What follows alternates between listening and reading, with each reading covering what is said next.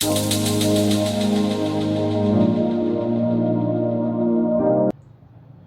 Students, कैसे हैं? नमस्कार। एक बार फिर से अपन स्टार्ट करते हैं आज की क्लास को। देखिए, अपन ने जो पिछली क्लास थी उसमें हमने अपना जो चैप्टर चल रहा था पुष्पी पादपों में लैंगिक जनन, ठीक है, ये अपना चैप्टर चल रहा था स्टूडेंट्स, ठीक है। और चैप्टर नंबर आपका 2 है। इसके अंदर आपने और हमने मिलकर के स्टडी करी थी इसके अंदर कि जो एक फ्लावर होता है, एक जो पुष्प होता है, उसके कौन-कौन से भाग होते हैं, इसके बारे में हमने स्टडी कर ली थी, ठीक है। अब देखिए स्टूडेंट्स, मैंने आपको कल जाते-जाते बताया था कि कौन-कौन से वो भाग है जिसके अंदर जिनके बारे में अपन स्टडी करने वाले हैं या अपन उनके बारे में जानकारी करने वाले हैं कि कौन सा जो भाग होता है वो कहां होता है और उसके अंदर किस संरचना का निर्माण होता है, ठीक है।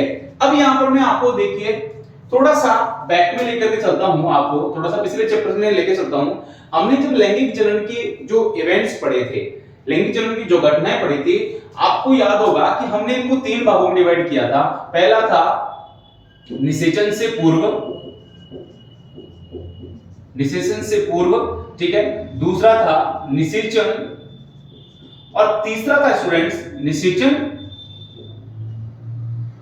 निषेचन पश्चात या पूर्व निषेचन, ठीक है, यानी कि निषेचन के पश्चात, ठीक है, ये हमने पढ़ा था। तो यहां पर स्टूडेंट्स अपन देखिए बात करने वाले हैं कि जब हम लैंगिक जनन पढ़ रहे हैं तो इसके अंदर वो तीनों फेज या वो तीनों कंडीशंस यहां पर आने वाली है, ठीक है। और इन तीनों ही हेडिंग के तहत ये पूरा चैप्टर कंप्लीट हो जाएगा। निषेचन से पूर्व की संरचनाएं और घटनाएं, फिर फर्टिलाइजेशन कैसे होता है एंड देन आफ्टर फर्टिलाइजेशन, ठीक है। यानी कि इस प्रकार से इन तीनों हेडिंग्स के तहत ही हम इस चैप्टर को पूरा करने वाले हैं। तो सबसे पहले देखेंगे यानी कि निषेचन से पूर्व की जो संरचनाएं और घटनाएं हैं, ठीक है, वो कौन-कौन सी संरचनाएं और घटनाएं हैं उनके बारे में अपन बात करने वाले हैं। तो यहां पर सबसे पहले देखिए, मैंने आपको बताया था कि नर जनन अंग और मादा जनन अंग, यानी कि जो पुष्प था वो लैंगिक अंगों को धारण करने वाला अंग था। तो यहां पर अपन नर पुष्प के जो नर जननांग हैं और जो मादा जननांग है उनका अलग-अलग अपन स्टडी कर रहे हैं। तो सबसे पहले मैं यहां पर बात करता हूं, सबसे पहले अपन हेडिंग बनाएंगे यहां पर पुंकेसर, लघु बीजाणु धानी एवं परागकण, ठीक है, इनके बारे में अपन यहां पर पढ़ने वाले हैं, ठीक है। यानी कि पुंकेसर, लघु बीजाणु धानी और परागकण।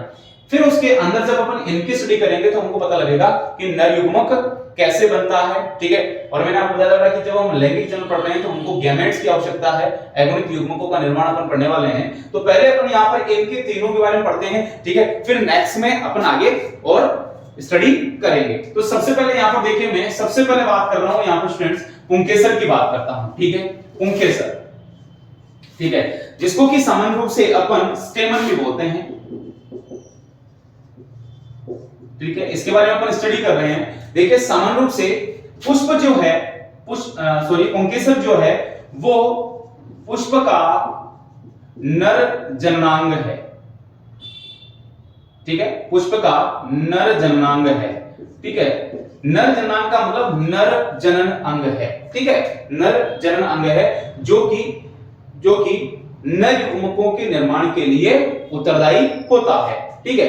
अगर सामान्य रूप से इसकी अगर हम एक संरचना को देखते हैं, ठीक है, इसकी अगर संरचना को देखें तो मैंने आपको डायग्राम के अंदर जब पुष्प के अनुप्रस्थ काट का डायग्राम हमने बनाया था उसके अंदर भी मैंने आपको संरचना को बताया था और मैं यहां पर फिर से एक संरचना बना करके आपको यहां पर दिखा देता हूं कि स्टूडेंट्स किस तरीके से इसकी संरचना होती है, ठीक है। इसके सामान्य रूप से 2 मुख्य भाग होते हैं, ठीक है, 2 मुख्य भाग होते हैं। एक जो ऊपर ये जो घुंडीनुमा भाग दिख रहा है इसको कहते हैं स्टूडेंट्स परागकोश, ठीक है, इसको अपन कहते हैं परागकोश और इसको कहते हैं पुतंतु, ठीक है, परागकोश और पुतंतु, ठीक है। सामान्य रूप से जो परागकोश होता है उसको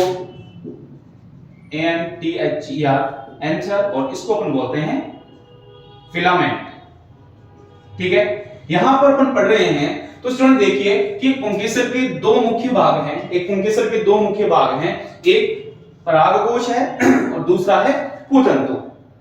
अब यहां पर देखिए कि जो परागकोश होता है, देखिए स्टूडेंट्स ये जनन योग्य, ठीक है, जनन योग्य घुंडीनुमा भाग है जो कि पुंकेसर के शीर्ष के ऊपर होता है, ठीक है, घुंडीनुमा एक गांठ सी बन रही है, ऊपर एक घुंडीनुमा ऐसा है, ठीक है, जो कि जनन योग्य भाग है। जनन योग्य क्यों कहा है मैंने, ठीक है, मैंने क्योंकि यहां पर ही इसी के अंदर आगे चल के पराग कणों का निर्माण होने वाला है, ठीक है, इसी परागकोश के अंदर पराग कणों का निर्माण होने वाला है, ठीक है।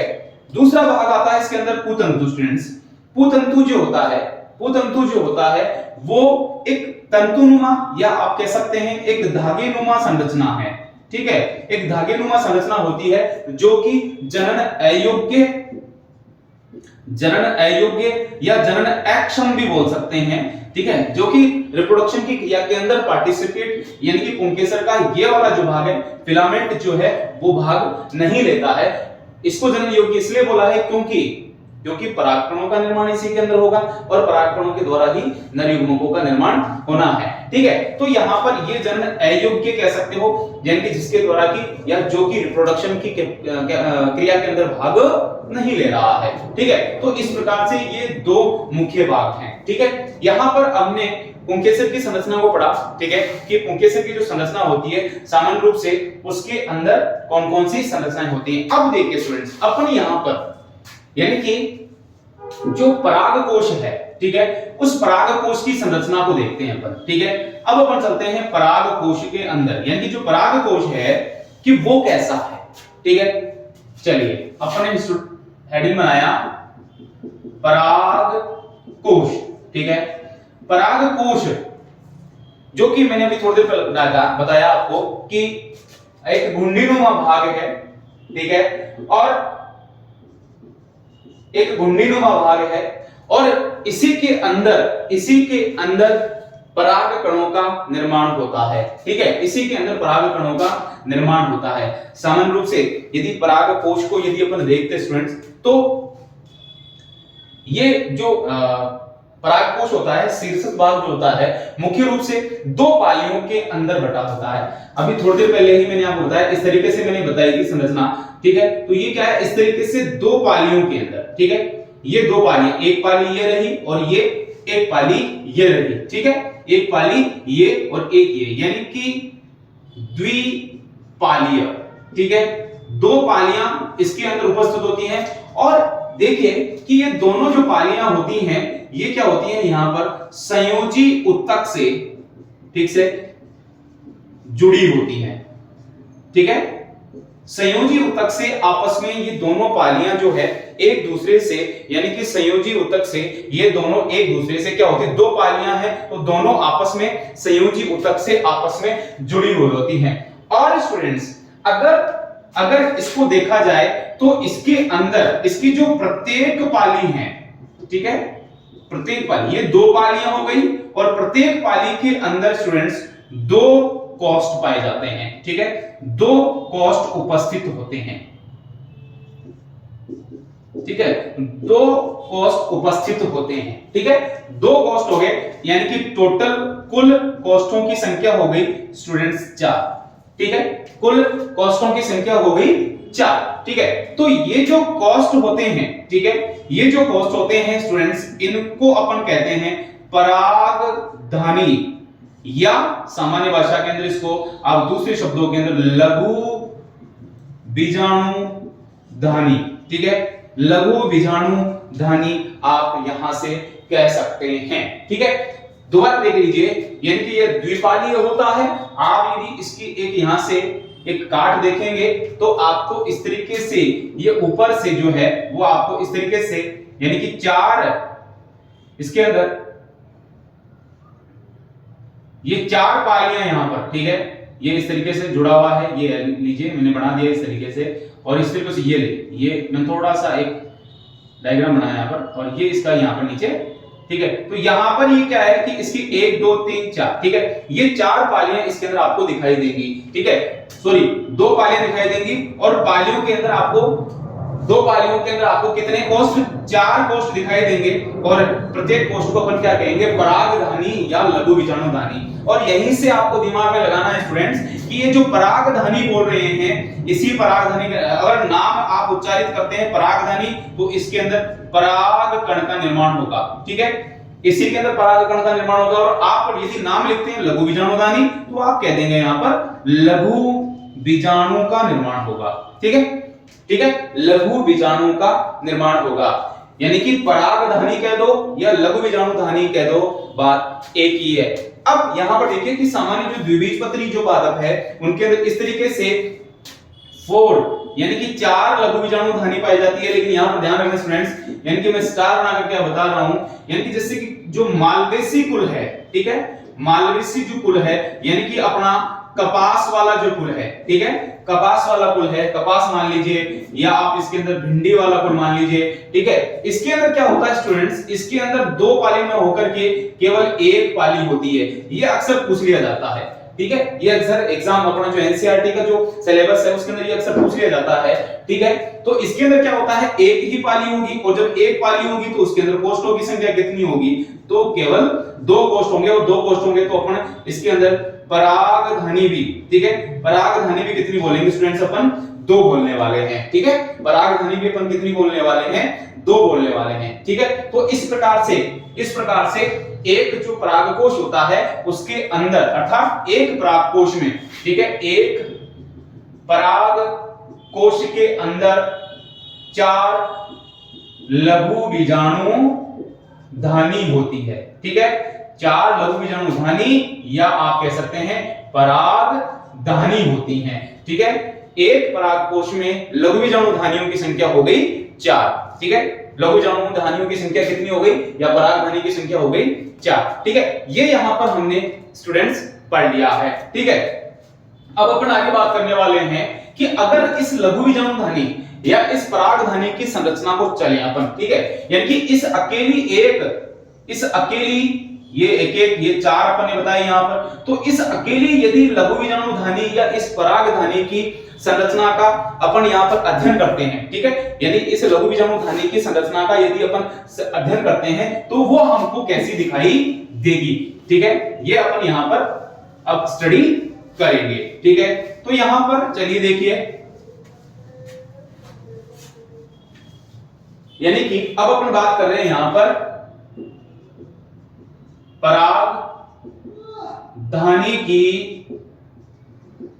संरचना, ठीक है। मैंने आपको भी थोड़ी देर पहले बताया कि एक परागकोश के अंदर 4 लघु बीजाणुधानी होती है, ठीक है, कितनी होती है, 4 लघु बीजाणुधानी होती है। अगर इस लघु बीजाणुधानी को अपन देखते हैं सामान्य रूप से, तो देखिए ये लघु बीजाणुधानी जो है वो हमको बेलनाकार कैसे दिखाई देती है, अपने को बेलनाकार दिखाई देती है, और ये आपस में यानी कि आपस में चारों की चारों जो होती हैं वो आपस में एक दूसरे से जुड़ी हुई होती हैं, ठीक है, सारी की सारी जो है वो आपस में एक दूसरे से जुड़ी हुई होती हैं। और जब इनकी यदि अगर अपन अनुप्रस्थ काट को देखते हैं, ठीक है, यदि इसकी एक अनुप्रस्थ काट को देखा जाए, ठीक है, तो इसके अंदर मुख्य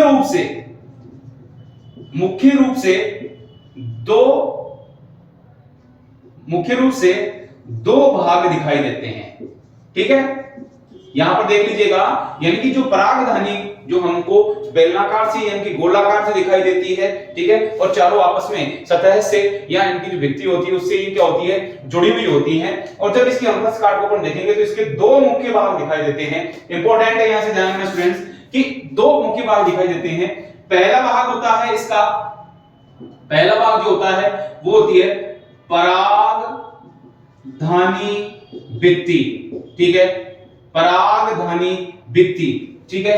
और दूसरा जो भाग होता है वो होता है स्टूडेंट्स का बीजाणु जनन कोशिकाएं, ठीक है, बीजाणु जनन कोशिकाएं, ठीक है स्टूडेंट्स। यहां से इसके 2 मुख्य भाग यानी कि परागधानी की संरचना को अपन देखते हैं तो अपने को इसके 2 मुख्य भाग दिखाई देते हैं। कौन कौन से, एक तो बीजाणु परागधानी भित्ति और दूसरा बीजाणु जनन कोशिकाएं। ठीक है, अब देखते हैं अगर इसकी संरचना को, अगर एक संरचना को अपन बना करके देखते हैं तो हमको ये कैसे दिखाई देते हैं। ठीक है, मैं एक स्ट्रक्चर बना देता हूं, बाद में इसका अपन डिस्क्रिप्शन, इसका जो डिस्क्रिप्शन है वो अपन बाद में करने वाले हैं।